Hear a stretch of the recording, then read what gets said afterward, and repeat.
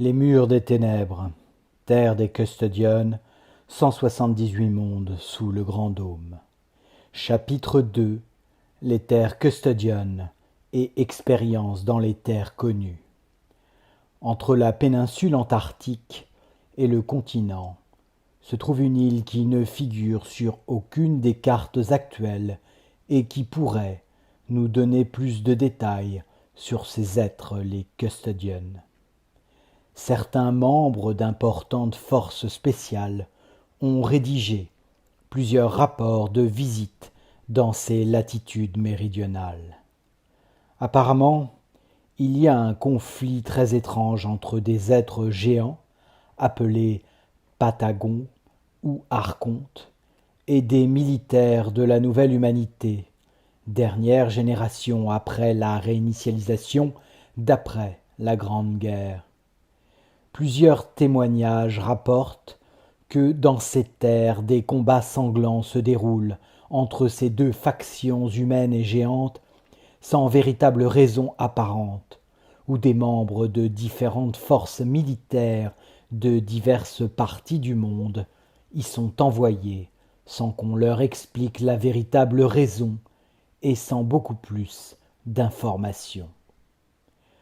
On les fait simplement descendre de gros hélicoptères noirs dotés d'armes de toutes sortes pour lutter contre d'immenses êtres habituellement regroupés près de la côte opposée à la base où ils descendent pour la première fois.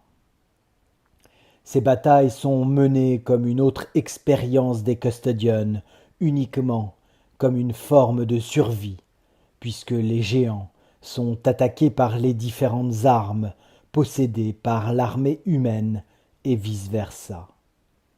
On connaît également la présence de plusieurs chefs custodians de la garde royale ou Quijas, comme ils se font appeler, dans la zone où se tiennent également d'importantes réunions sur les décisions à prendre dans ce cercle environnement connu sous le nom de Terre.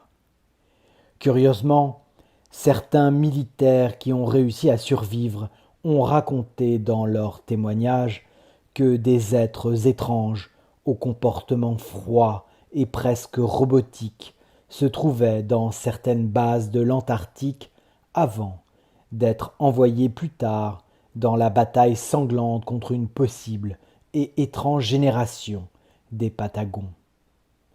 On pense également que cette race de géants n'aurait rien à voir avec les véritables Patagons qui avaient aidé et sauvé une partie de l'humanité avant que la réinitialisation de la 5e génération n'ait eu lieu, comme nous l'avons vu dans le livre Terre cachée, au-delà de l'Antarctique, la poursuite du voyage de Maurice entre les planètes interconnectées.